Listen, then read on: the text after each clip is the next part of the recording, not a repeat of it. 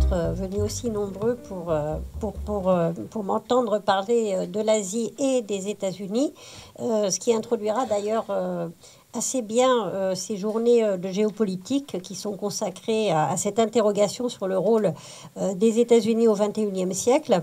Et là, d'une manière plus concrète, ce sera véritablement l'interrogation qui taraude le monde dans son ensemble et plus précisément l'Asie. C'est cette arrivée de Donald Trump au pouvoir qui a renforcé en fait les incertitudes qui pèsent sur la région. Dans cette région, évidemment, l'image qu'on a, c'est le dynamisme économique, mais ce dynamisme économique en Asie contraste aussi avec des tensions très importantes. On a beaucoup parlé cette année de la Corée du Nord et j'y reviendrai, mais ce ne sont pas les seuls motifs de tension.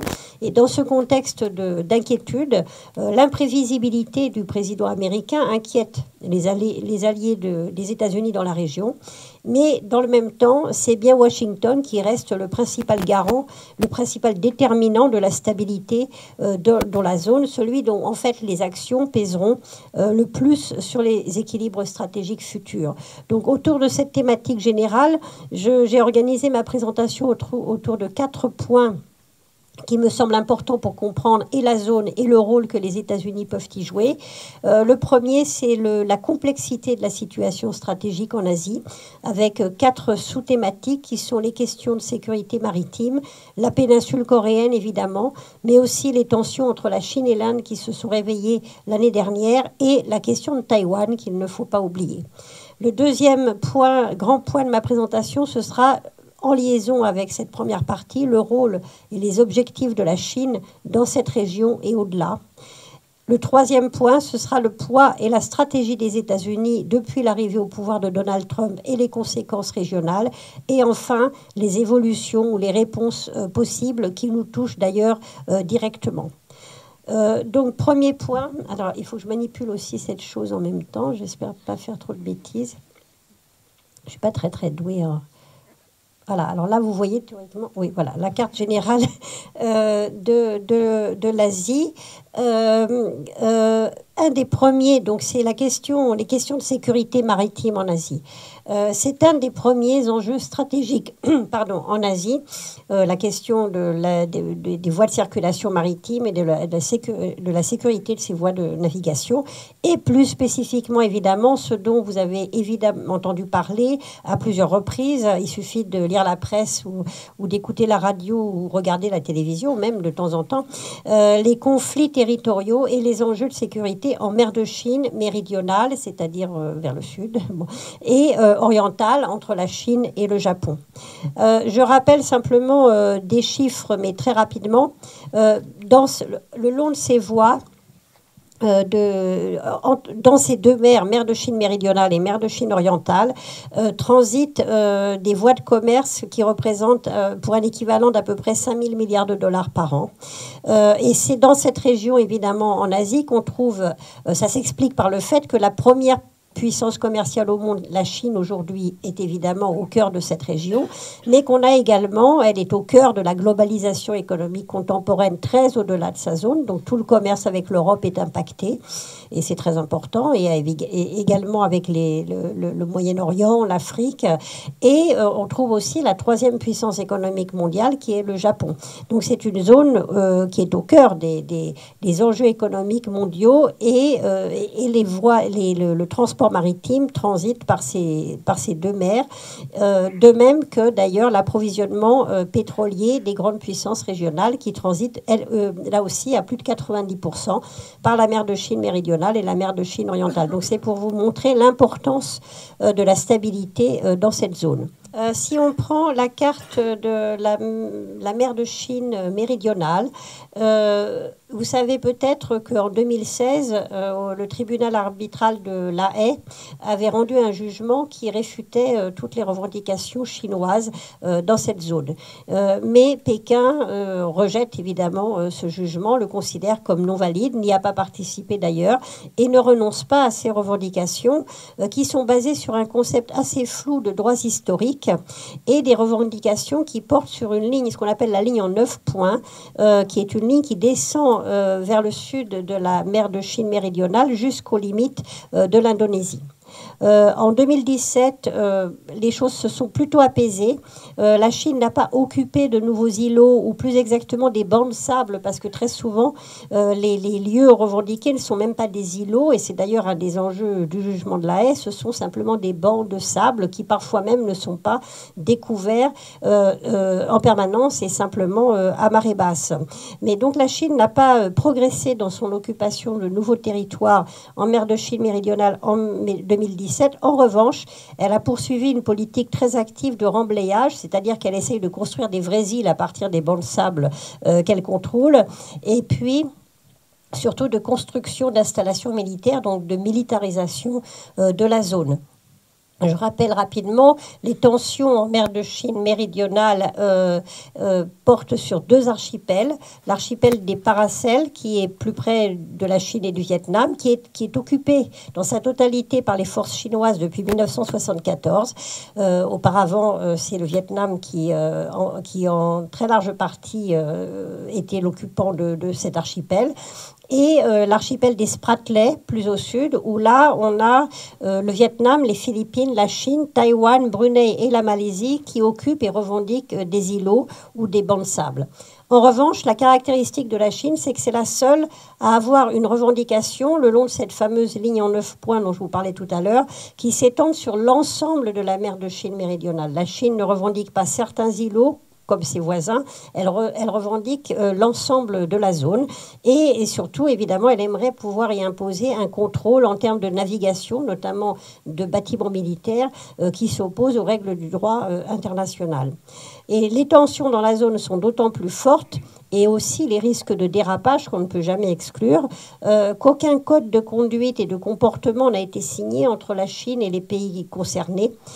Et le principe, on avait posé le principe d'un code de conduite ou de bon comportement en 2002, mais ça n'a pas abouti. En 2017, les négociations ont repris, mais elles n'ont abouti à aucun document. Et normalement, ce code de conduite, s'il pouvait être signé, prévoit que le règlement des conflits dans la zone se fasse sans recours à la force, c'est-à-dire sans menace d'utiliser la force, ce qui n'est pas le cas actuellement, et surtout qu'il n'y ait pas de changement de statu quo, c'est-à-dire d'occupation de nouvelles îles par qui que ce soit, à commencer par la Chine. Donc ça, c'est la situation en mer de Chine méridionale qui est toujours aussi importante à suivre, même si, encore une fois, en 2017, il y a eu moins de tensions. Et c'est la même situation en mer de Chine orientale face au Japon, où la Chine conteste la souveraineté du Japon sur l'archipel de ce qu'on appelle en japonais les îlots Senkaku et en chinois les Diaoyu. Donc il y a deux noms, enfin il y a deux noms différents selon qu'on est au Japon ou en Chine.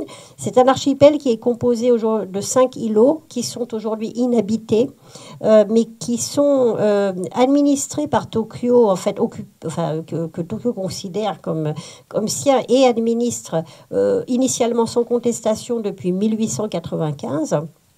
Mais que la Chine revendique depuis les années 70, quand on a commencé à parler d'éventuelles réserves de pétrole autour de ces îlots. Mais auparavant, il n'y avait pas de revendication spécifique de la Chine sur ces îlots. Et la situation, en 2017, a été qualifiée de ce qu'on appelle une nouvelle normalité, qui succède à une période de crise très grave depuis 2012, lorsque Pékin s'est opposé, enfin a critiqué très violemment, pardon, le rachat par le gouvernement japonais de 3 des îlots qui appartenaient à des propriétaires privés pour éviter justement éviter tout débarquement évidemment de la part de la Chine, mais également de la part d'activistes japonais très nationalistes qui voulaient en faire une sorte de symbole du réveil nationaliste du Japon. Donc le gouvernement japonais avait choisi de racheter les îles. Et la Chine a monté en épingle ce rachat en le qualifiant de nationalisation. Mais c'est un peu comme si une île non habitée au large de la Bretagne était rachetée par le gouvernement français. Ça ne changerait en rien son statut faisant partie du territoire français. Donc, mais en 2012, ça a provoqué des tensions très très fortes qui se sont poursuivies entre la Chine et le Japon. Et ce qu'on appelle donc cette nouvelle normalité qui semble s'être installée en 2017, ça signifie que la Chine a poursuivi, mais à un rythme moins intensif une stratégie d'incursion régulière dans les eaux soit contiguës, c'est-à-dire au-delà des eaux territoriales, soit même dans les eaux territoriales autour des îlots Senkaku. Et elle utilise plusieurs moyens, comme d'ailleurs elle le fait en mer de Chine méridionale.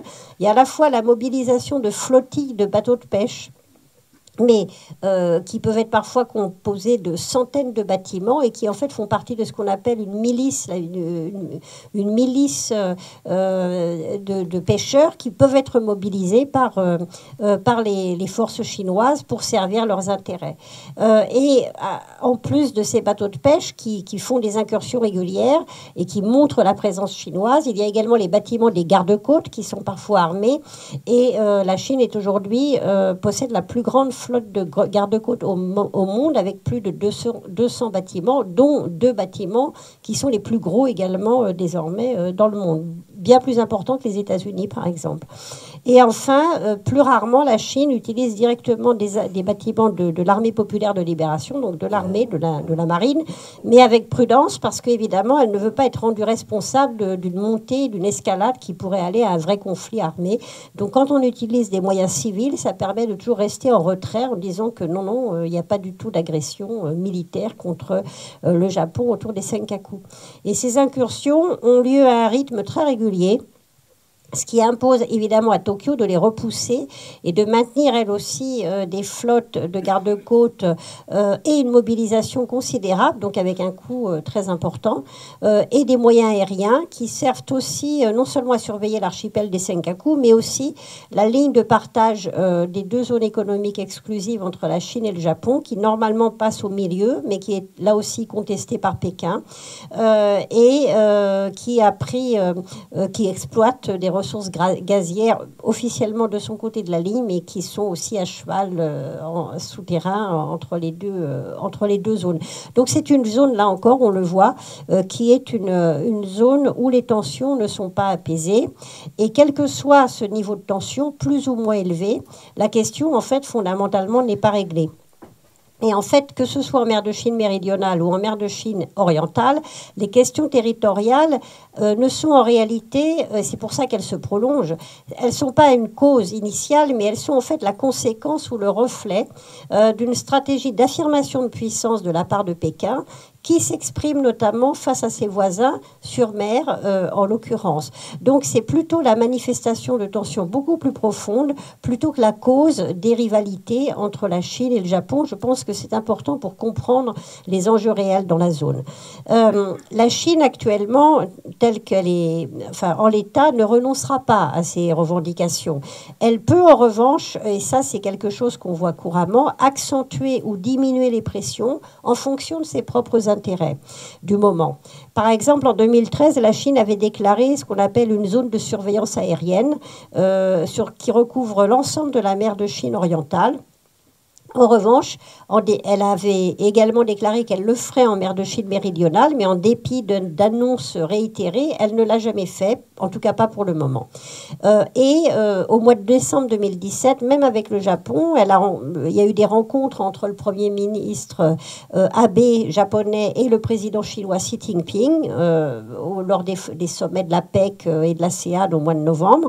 Et à la suite de ces rencontres, un mécanisme de gestion de crise a été mis en place entre Pékin et Tokyo, ce qui se voulait un geste de bonne volonté, mais qui s'explique aussi parce que la Chine a sans doute besoin de Tokyo face aux États-Unis, face à un Donald Trump qui inquiète, et aussi la Chine aimerait beaucoup que le Japon accepte de participer financièrement à ces grands projets de route de la soie qui coûtent très cher et où Pékin aimerait bien convaincre le Japon de finalement devenir un membre actif de ces projets de route de la soie. Ça explique pourquoi la Chine, pour le moment, est dans une phase plutôt d'apaisement face à Tokyo. Mais encore une fois, la clé réside exclusivement, quasiment, dans le calcul coût-bénéfice de ses intérêts de la part de Pékin et non pas dans une volonté de régler sur le fond et à long terme ces enjeux territoriaux. Le deuxième foyer de tension en Asie, c'est évidemment, et on en a parlé beaucoup plus en 2017 et au cours des premiers mois de 2018, c'est la péninsule coréenne et la crise nucléaire et balistique dans la péninsule coréenne.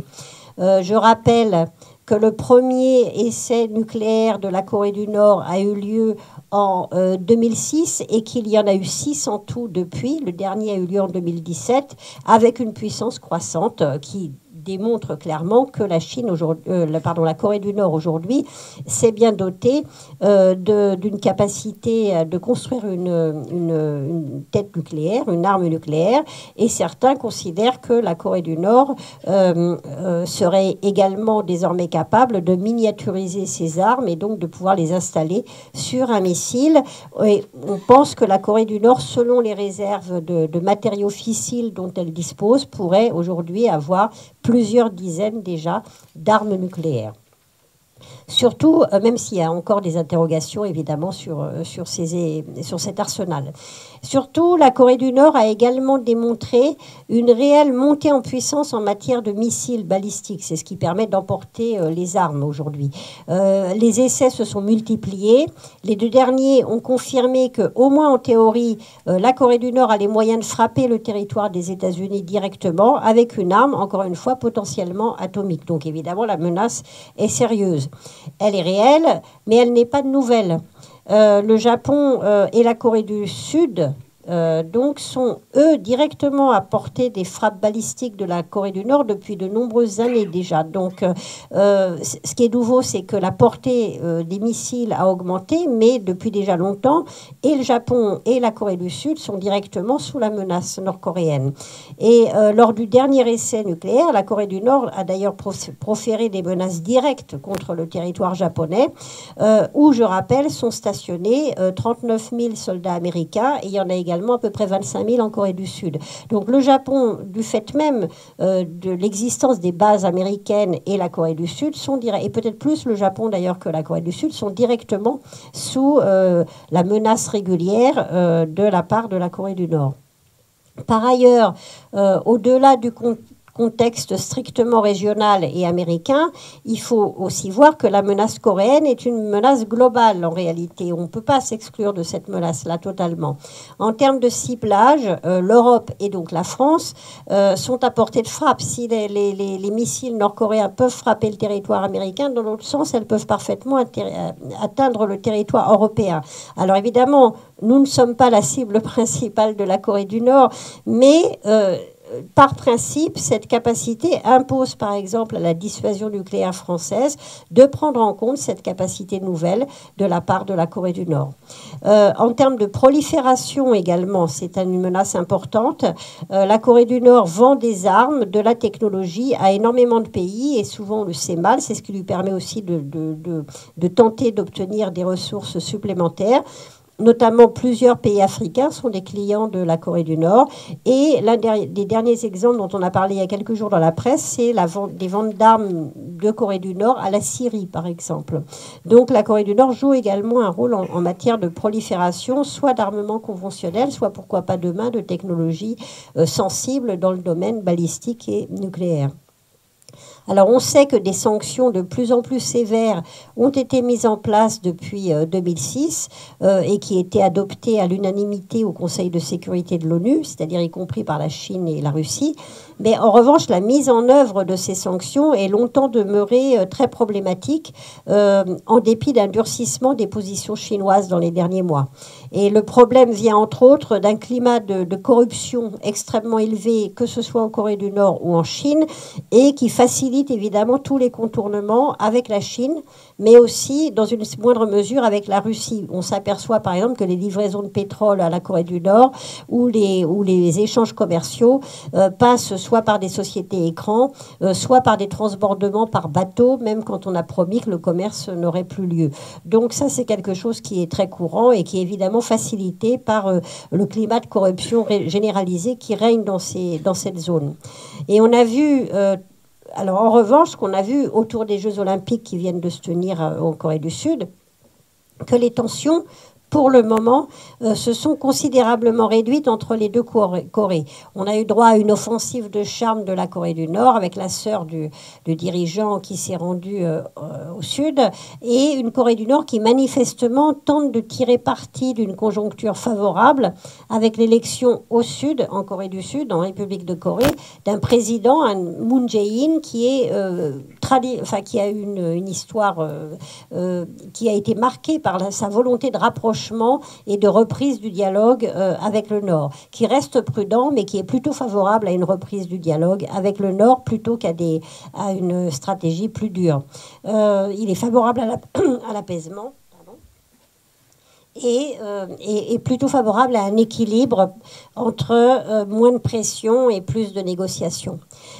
Donc, on a eu une reprise des négociations frontalières entre le Nord et le Sud. Une invitation au président sud-coréen a été transmise par la sœur de Kim Jong-un.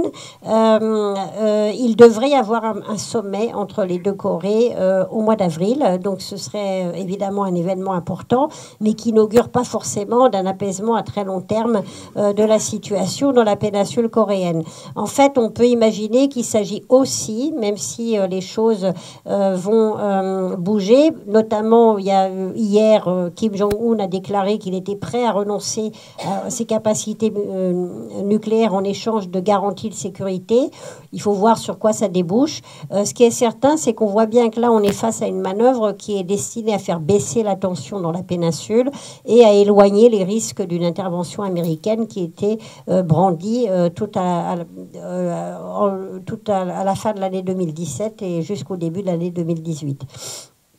Toutefois, accepter, en fait, reprendre des négociations sans régler vraiment la question du nucléaire et accepter, en fait, le statut nucléaire de la Corée du Nord, reprendre les négociations sur cette base, ce serait aussi poser un certain nombre de questions difficiles.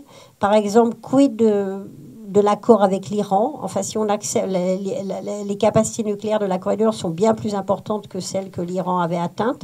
Donc, ça remet en question, en fait, tout un discours sur la non-prolifération qu'on peut avoir.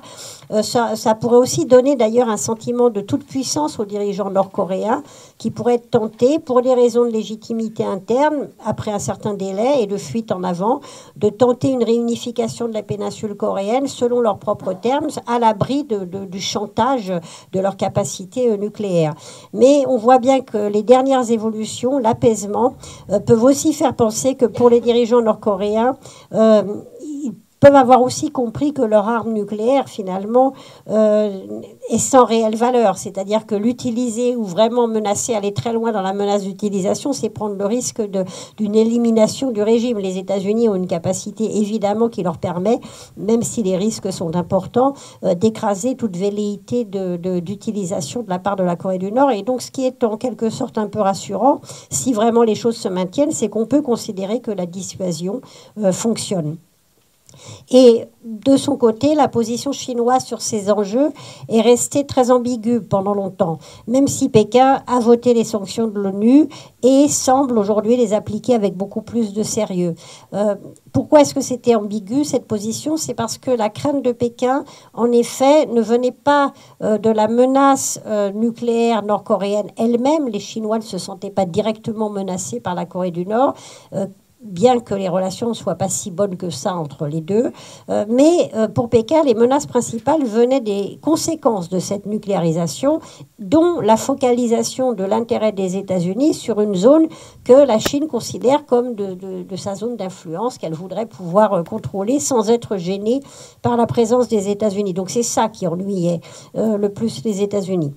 Ceci dit, il n'est pas certain que la Chine ait renoncé à disposer de cet État tampon nord-coréen dans la péninsule coréenne, même si la dynastie des Kim n'est pas parfaitement satisfaisante. Et en tout cas, ce qu'on a pu constater aussi, c'est que depuis la mise en œuvre des sanctions en 2006, qui ont suivi le premier essai nucléaire, la Chine, pendant cet espace de temps, au fur et à mesure que les sanctions étaient plus importantes, est devenue le premier partenaire commercial et de très loin de la Corée du Nord, à plus de 95%, donc maintient vraiment à bout de bras le régime nord-coréen. troisième, derrière donc ces deux gros morceaux en Asie qui sont la sécurité sur mer, des voies de communication maritime et la péninsule coréenne qui occupe le devant de la scène. Il y a deux autres éléments importants qu'il ne faut pas oublier. Le premier est l'un de ces foyers de tension donc, qui s'est réveillé en 2017. C'est celui... Vous voyez, j'oublie, je ne devrais pas utiliser de PowerPoint parce qu'en fait, voilà. C'est celui, je voulais juste peut-être vous montrer là rapidement la photo. Voilà, ça c'était la portée des missiles nord-coréens. Donc vous voyez que même les premiers missiles de portée moindre couvraient le territoire largement du Japon. Et ça, ce sont les derniers essais qui mettent les États-Unis et l'Europe à portée directe des missiles nord-coréens. Alors, après ça... Voilà. Donc, c'est la question des tensions entre l'Inde et la Chine qui ne sont pas nouvelles et cette fois-ci par Bhoutan interposé, le Bhoutan étant un État extrêmement proche de l'Inde. Je rappelle qu'en 62, il y a eu une guerre entre la Chine et l'Inde. La Chine avait lancé une offensive contre l'Inde de Nehru qui était très mal préparée, qui n'était pas du tout dans cette logique de conflit. Et les revendications territoriales entre la Chine et l'Inde qui portent sur des zones très vastes, dont l'Arunachal Pradesh et une partie du Cachemire qui est située côté pakistanais, mais que l'Inde revendique et que les Pakistanais ont notamment aussi donné à la Chine où ils ont pu construire une route. Toutes ces revendications territoriales ne sont pas résolues. Il y a des incidents frontaliers qui ont lieu régulièrement, mais en dépit de négociations qui sont tout aussi régulières, en dépit aussi d'une interdépendance économique croissante entre la Chine et l'Inde, mais malgré ça, on n'a pas de solution du conflit territorial. Et comme dans d'autres cas que je signalais tout à l'heure, les tensions, là aussi, découlent en fait d'une rivalité beaucoup plus profonde, qui sont une rivalité de modèles de puissance et de modèles idéologiques, et surtout du refus de l'Inde étant une démocratie, la Chine est présentant, oui, on peut, avec des interrogations, mais enfin plus démocratique que la Chine. Et donc, et du refus de l'Inde, comme d'ailleurs du Japon, d'accepter un ordre régional qui serait très sino-centré, que Pékin semble très tenté de vouloir imposer dans la région comme une démonstration de puissance du régime. Donc c'est ça qui est au cœur aussi de la rivalité entre la Chine et l'Inde, plus que les questions territoriales elles-mêmes. Et les tensions territoriales se sont donc réveillées pendant près de 4 semaines quand même, en 2017 sur le plateau de Doklam, où la Chine avait l'ambition de construire une route contre la volonté du Bhoutan, qui, encore une fois, est quand même très proche de Delhi. Par ailleurs, entre la Chine et l'Inde, il y a d'autres sujets de contentieux. Il y a par exemple la présence du Dalai Lama, qui est réfugié en Inde depuis 1959, depuis le Tibet. Et l'Inde est extrêmement prudente sur les positions qu'il prend. L'Inde reconnaît que le Tibet appartient à la Chine et est très prudent sur la question du Dalai Lama. Mais récemment, Pékin a de nouveau violemment critiqué la visite du Dalai Lama dans ce fameux État contesté de l'Arunachal Pradesh. De son côté, l'Inde est très inquiète de la montée en puissance navale de la Chine dans l'océan Indien, ce qui n'était pas le cas auparavant, avec des passages de sous-marins réguliers, et puis l'installation, et ça c'est une première, d'une base logistique chinoise à Djibouti, il y a peu de temps, et aussi de la stratégie d'influence de Pékin aux Maldives, où on voit que le rôle de la Chine dans les élections a été significatif, semble-t-il. Et enfin, un autre élément de contentieux important entre l'Inde et la Chine, et qui est très lié aux grands projets de développement chinois, c'est la volonté, les projets de la part de Pékin de divertir les eaux d'un affluent du Brahmapoutre. Le Brahmapoutre prend à sa source au Tibet et un affluent qui l'alimente et qui vient du Xinjiang, et où la Chine a des grands projets de détournement des eaux. C'est très traditionnel dans l'Empire de Chine, maîtriser les fleuves et construire des grands canaux qui alimentent la capitale notamment. Donc la Chine a parmi ses projets de détournement des fleuves fleuve vers le nord. Le nord de la Chine souffre d'une sécheresse permanente, a énormément besoin d'eau. Et donc, évidemment, ça pèserait sur le cours du Brahmapoutre qui, pour l'essentiel, est en Inde. Enfin, le dernier sujet de tension dont je voudrais parler, parce qu'il reste important, il pourrait ressurgir au sujet de Taïwan. L'île est de facto indépendante depuis 1949, lorsque les troupes nationalistes de Chiang Kai-shek s'y sont réfugiées après la prise de pouvoir par les communistes, donc en 1949. Il y a donc de fait deux Chines, la République populaire de Chine sur le continent et la République de Chine à Taïwan, sur l'île de Taïwan. Donc. Et par ailleurs, depuis, il y a eu un mouvement de démocratisation à Taïwan depuis les années 80, et on a vu émerger un mouvement indépendantiste qui est représenté par le Parti démocrate populaire ou le DPP, dont la nouvelle présidente taïwanaise, Tsai Ing-wen, était l'ancienne présidente de ce parti indépendantiste. Donc, ça n'est pas la première fois qu'à Taïwan, il y a des élections qui portent le parti indépendantiste au pouvoir. Et par ailleurs, la nouvelle présidente a été extrêmement prudente et modérée, et elle ne réclame pas l'indépendance tout de suite. Elle s'est prononcée en faveur du statu quo. En revanche, elle refuse d'entériner ce que les Chinois appellent le consensus de 1992, qui avait été signé entre Pékin et Taipei, et qui reconnaissait le principe d'une seule Chine, sans se prononcer de savoir quelle est la Chine. Évidemment, pour Pékin, il s'agit de la République populaire de Chine. Et Madame Tsai refuse d'entériner ce consensus pour laisser la porte ouverte à une éventuelle indépendance de l'île. Dans ce contexte-là, Pékin, n'a jamais renoncé à la réunification. 2, rejette évidemment toute éventualité d'indépendance. Et la Chine a longtemps considéré que le mouvement naturel de l'histoire et l'interdépendance très forte au niveau économique entre Taïwan et la Chine ne pouvaient jouer qu'en faveur d'une réunification inévitable à plus ou moins long terme. Plus des pressions diplomatiques très très fortes qui font qu'aucun État ne peut établir de relations diplomatiques avec à la fois et Taïwan et la République populaire de Chine, ce qui est une situation très différente de ce qui pouvait exister, par exemple, à l'époque où il y avait 2 Allemagnes, même 2 Corées aujourd'hui, ou les 2 Vietnam.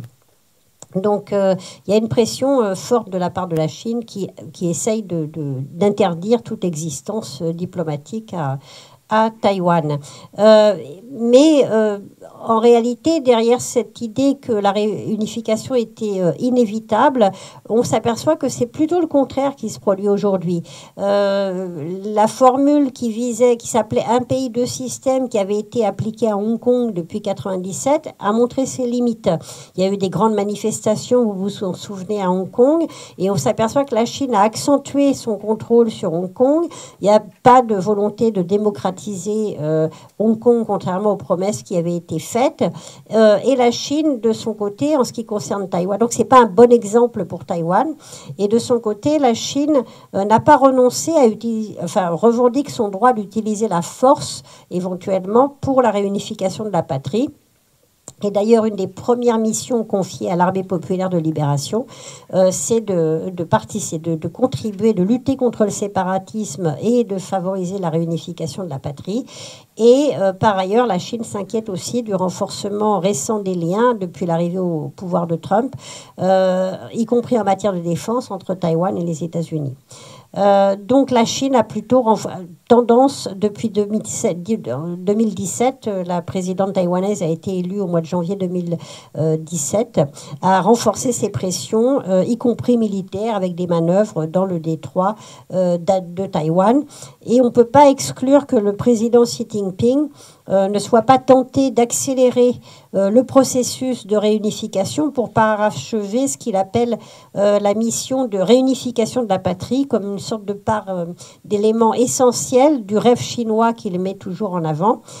Et donc là aussi, les risques de crise majeure dans le détroit de Taïwan ne peuvent pas être écartés. Donc, on voit à travers ces 4 sujets de tension ou de crise et c'est la deuxième partie de ma présentation, je crois que je vais être obligée d'accélérer, c'est que le rôle de la Chine dans tous ces éléments est essentiel dans les crises les plus significatives qui menacent les équilibres en Asie. Je ne vais pas m'étendre là-dessus, on pourra en reparler, mais où en est la Chine? Et un des problèmes majeurs, justement, c'est pourquoi est-ce que la Chine se joue un rôle qui peut apparaître comme très déstabilisateur, c'est qu'elle fait face à je vous renvoie à mon livre où je parle de ces sujets-là, mais fait face à des contradictions de plus en plus à résoudre en termes de croissance économique, qui était un des éléments principaux de la légitimité du régime, mais les choses sont beaucoup moins faciles aujourd'hui qu'elles ne l'étaient au début de la période de très forte croissance que le pays a connue. Et donc, le contexte est beaucoup plus difficile, en fait, pour le pouvoir chinois. Et où, pour véritablement relancer la croissance ou rééquilibrer la croissance, il faudrait procéder à des réformes qui mettraient en danger la survie même du régime, parce qu'elles toucheraient au fond, comme la propriété de la terre, par exemple, qui n'est toujours pas propriété privée. Et donc, dans ce contexte difficile, le premier et quasiment le seul véritable objectif du régime chinois aujourd'hui, et on le voit bien avec les déclarations du président Xi, c'est sa propre survie. C'est l'objectif principal. Et d'ailleurs, en 2012, déjà, Xi Jinping, c'était un de ses premiers discours, dénonçait la disparition de l'URSS. Pourtant, il y avait eu un conflit très dur entre la Chine et l'URSS. Et il dénonçait ceux qui n'avaient pas su défendre le régime soviétique.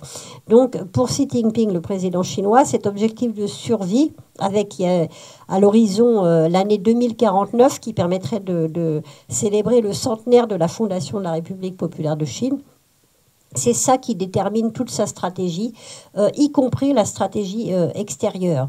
Et plutôt donc, encore une fois, que d'accepter des réformes, il semble que le régime chinois ait choisi le réveil d'un nationalisme, l'appel au prestige national, avec une double dimension, à la fois de revanche sur le passé, montrer que le Parti communiste chinois a permis à la Chine de se redresser et de prendre sa revanche sur le passé, et également d'affirmation de puissance aujourd'hui. C'est ce que Xi Jinping appelle, encore une fois, le rêve chinois de grande renaissance de la nation chinoise. Donc une sorte de retour à l'âge d'or, un âge d'or largement mythique où la Chine était censée dominer le monde, enfin ce qu'ils appellent en chinois Tianxia, tout ce qui est sous le monde, évidemment essentiellement l'Asie, et qui est un concept qui est remis à l'honneur aujourd'hui. Et c'est au cœur de la stratégie de la Chine, dont la volonté de s'imposer, d'être reconnue en tout cas comme le leader incontesté de l'Asie, et ce qui explique aussi toutes ces aventures ou ces pressions, y compris militaires ou paramilitaires, que la Chine exerce sur l'ensemble de ses voisins pour en quelque sorte affirmer son image de puissance dans la région. Ça débouche aussi, cette stratégie de survie du système, avec une rivalité avec les États-Unis, qui n'est pas véritablement une rivalité de puissance traditionnelle, comme Pékin voudrait souvent le dire, c'est-à-dire entre une puissance ascendante, la Chine, et une puissance en déclin, les États-Unis, mais parce que la rivalité vient du fait qu'en dépit de leurs limites, et on y reviendra, les États-Unis et leur engagement en Asie, qui a été quand même constamment réaffirmé, constitue en fait le premier facteur de contrôle de la puissance chinoise et d'équilibre dans la région. Et donc il ne s'agit pas tant pour la Chine d'affirmer sa domination mondiale, mais bien dans l'idéal, d'exclure progressivement les États-Unis du théâtre asiatique, ce qui explique pourquoi Pékin est très agacé par la stratégie de provocation de la Corée du Nord. En créant évidemment des divisions avec les alliés, en se dotant de moyens, y compris militaires, de puissance asymétrique qui pourraient renforcer les hésitations de Washington à intervenir, l'idée d'augmenter le coût d'une éventuelle invitation intervention de la part des États-Unis. Donc c'est tous ces éléments de stratégie qui sont mis en place par Washington face aux États-Unis pour tenter de s'imposer comme la seule puissance qui compte dans la région. Un des moyens, mais je le mentionne uniquement très rapidement parce que je ne pense pas qu'on ait le temps de détailler, on pourra le faire dans les questions. Pardon. Voilà. Un des moyens que la Chine met en avant pour aussi affirmer sa puissance, notamment en Asie et au-delà, c'est les fameuses routes de la soie dont vous avez entendu parler, où il y a à la fois une dimension économique qui n'est pas du tout absente, avec des projets d'investissement qui sont très importants, mais il y a aussi cette volonté d'imposer l'image de la Chine comme un contre-modèle très séduisant, fondé à la fois sur une croissance rapide, un régime autoritaire et supposé plus efficace que le modèle libéral démocratique, que ce qu'il soit occidental ou japonais.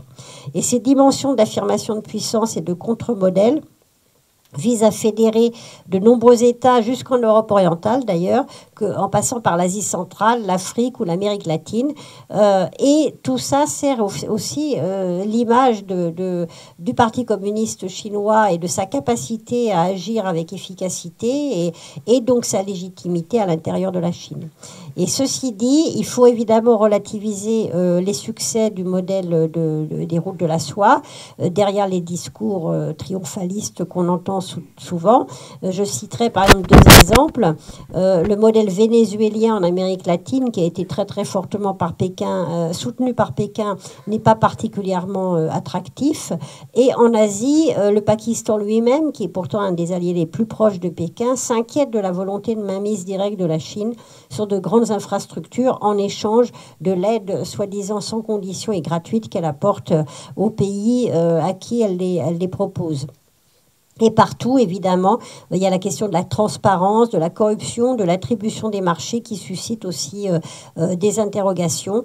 En Chine même, d'ailleurs, parce que si les entreprises chinoises profitent évidemment de ces grands projets, la question du financement est posée, dans la mesure où les projets chinois intéressent d'abord les pays les plus isolés, les plus fragiles, dont l'absence de règles de gouvernance et un lourd passif en matière de capacité de remboursement interdit en général l'accès à d'autres grandes sources de financement, comme les grandes agences internationales, comme la BAD ou la Banque mondiale. Donc le danger pour Pékin, c'est de se retrouver avec uniquement les canards boiteux, qui évidemment pour des raisons politiques peuvent s'intéresser aux projets chinois, mais qui ne sont pas d'une rentabilité extraordinaire et qui pèsent aussi à terme sur la croissance chinoise. Et parallèlement donc à ces projets économiques liés aux routes de la soie, il faut noter aussi que la Chine développe d'une manière régulière ses capacités militaires. Ça aussi, ça inquiète ses voisins.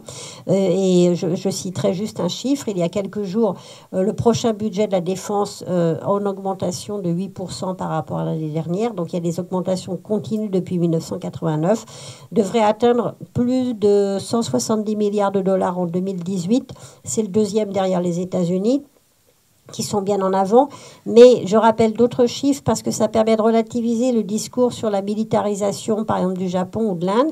Le budget de l'armée japonaise, enfin des forces d'autodéfense japonaises, c'est 44 milliards de dollars. La France, je le rappelle, c'est 49.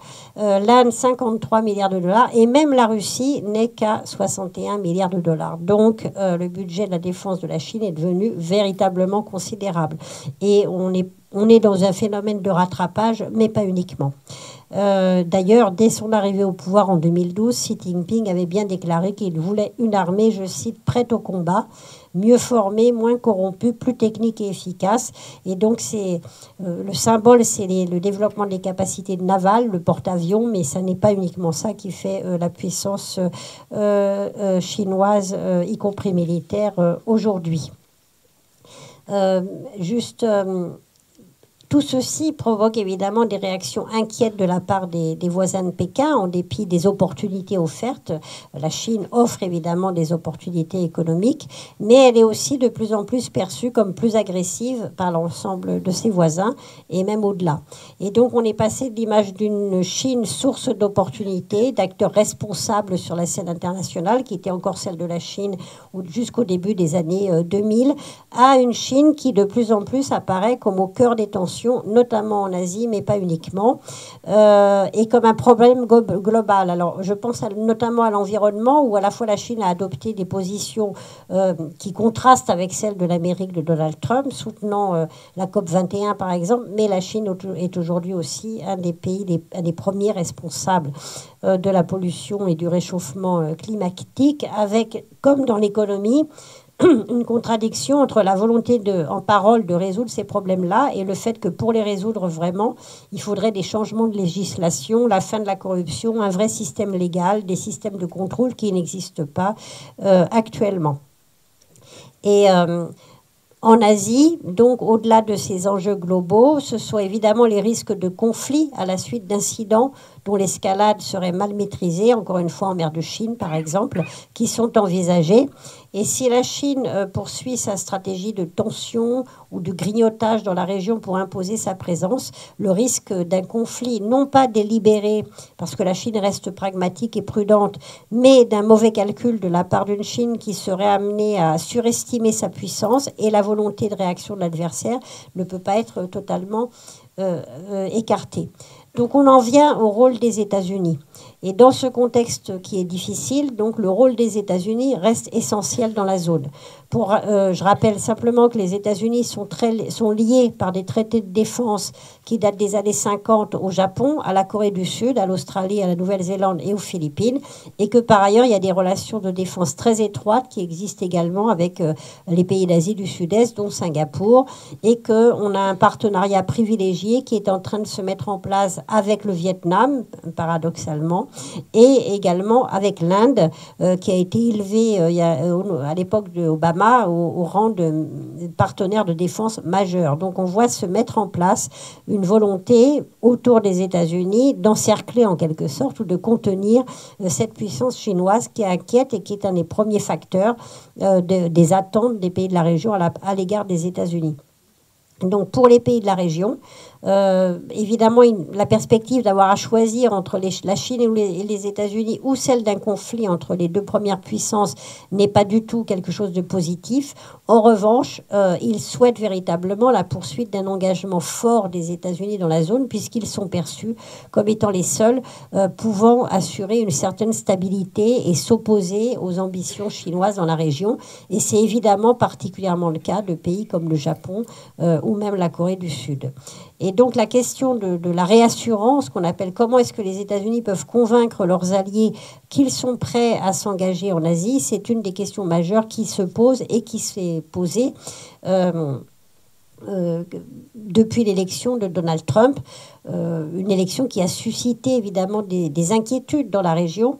On se souvient que pendant la campagne électorale, et encore aujourd'hui, ce discours sur America First, les dernières déclarations économiques sur les taxations de l'acier ou de l'aluminium qui touchent beaucoup plus des pays qui devraient être des alliés des États-Unis plus que la Chine elle-même.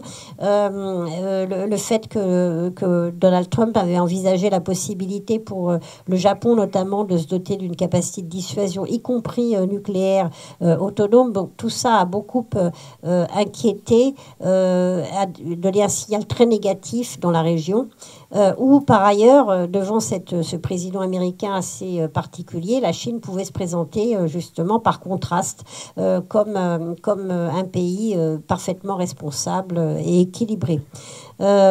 Mais depuis les élections, en revanche, et contrairement aux prévisions les plus pessimistes, la stratégie asiatique des États-Unis a été considérée comme plutôt positive, en fait. Au Japon, le Premier ministre Abe s'était précipité très vite à Washington pour essayer d'expliquer les positions. Et il y a une continuité au niveau des administrations, comme le département d'État, ou d'autant plus qu'il y avait très peu de nominations finalement, et la défense. Donc tout ça a joué un rôle plutôt positif dans la continuité réelle des liens. Et par ailleurs, cette fameuse stratégie de pression maximum sur la Corée du Nord, qu'on a pu beaucoup critiquer avec les menaces de recours à la force ou de frappe préemptive, avec le renforcement des sanctions, le ciblage des entreprises chinoises accusées de ne pas les respecter et l'éventuel, donc encore une fois les menaces de frappe si les provocations nord-coréennes se poursuivaient, eh bien on peut se demander si finalement ça n'est pas ça aussi qui a joué un rôle dans l'apaisement peut-être provisoire des tensions qu'on constate aujourd'hui. Donc, aux dernières nouvelles, comme je le disais, la Corée du Nord annonçait qu'elle pourrait peut-être renoncer à son arsenal nucléaire.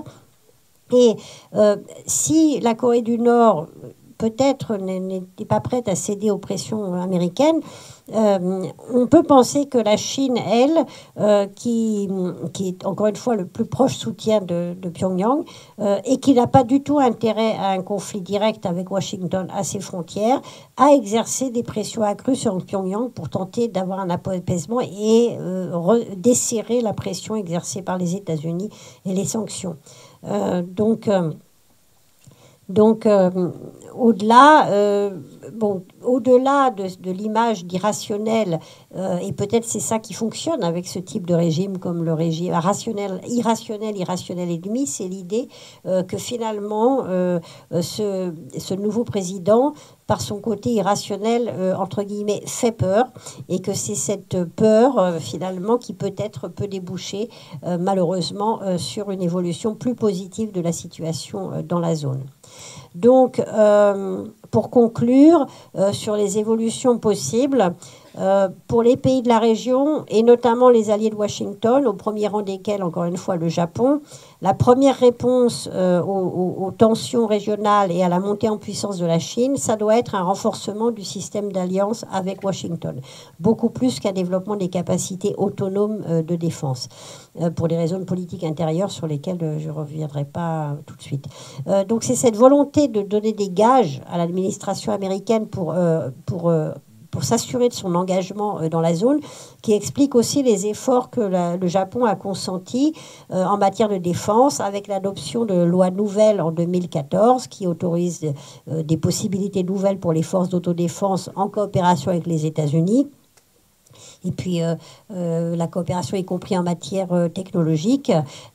Et donc tout ceci s'explique par la volonté de, en quelque sorte, répondre aux attentes des États-Unis qui veulent que le Japon en fasse plus, y compris l'augmentation budgétaire, mais même si elle reste très limitée, en fasse plus pour participer à sa propre défense dans le cadre de l'Alliance. Par ailleurs, il y a plusieurs formats qui se mettent en place en Asie pour tenter de contrer cette puissance chinoise qui inquiète et de répondre aux offensives diplomatiques et stratégiques et économiques de la Chine. Je cite deux formats, mais qui sont liés.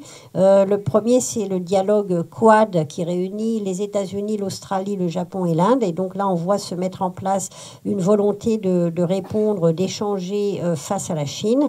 Et puis le deuxième, c'est ce fameux concept d'Indo-Pacifique dont on parle beaucoup, qui relierait les théâtres de l'océan Indien et du Pacifique. Et d'ailleurs, pas si récent que ça, Christian Lechervy, si vous l'avez écouté, a dû vous en parler. C'est un concept assez ancien, mais qui est réactualisé aujourd'hui et qui répond au même objectif de faire face à la pression de la Chine sur ces deux océans.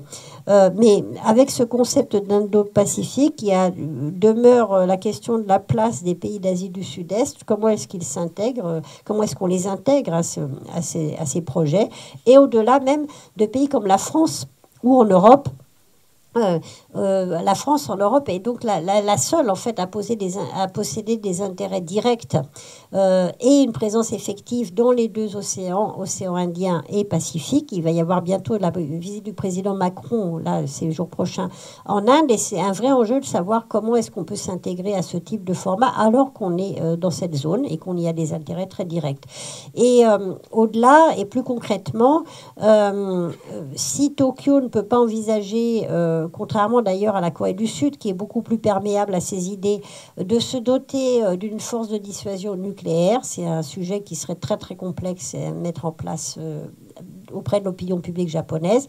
Il y a des efforts certains en matière de renforcement des capacités de défense antimissiles et de dissuasion conventionnelle de la part du Japon, ce qui est là aussi est quelque chose de très très nouveau de la part de Tokyo. Donc, on voit qu'il y a cette mini-course aux armements, en tout cas volonté d'être beaucoup plus actif en matière de développement des capacités militaires, encore une fois, pour répondre à la fois au risque de retrait américain et persuader les États-Unis qu'il faut qu'ils restent dans la zone et que les pays de la région sont prêts à faire un effort, et en même temps répondre à cette montée en puissance. Donc pour terminer, on voit que c'est une zone d'importance majeure. J'ai mentionné les chiffres du commerce au début. C'est une zone en Asie qui continue aujourd'hui de tirer la croissance mondiale. Donc une crise grave en Asie aurait évidemment des conséquences dramatiques sur l'ensemble de la croissance mondiale. Mais c'est une zone aussi où il y a des risques de graves tensions et de conflits autour d'un double enjeu qui est à la fois les choix futurs de la Chine et la capacité de réaction des États-Unis sont extrêmement élevés et sont et sont loin, encore une fois, d'être liés, comme je l'indiquais, uniquement à une rivalité conventionnelle traditionnelle de puissance émergente ou en déclin, mais sont véritablement liés aux futurs équilibres, y compris idéologiques, dans la région. Je vous remercie.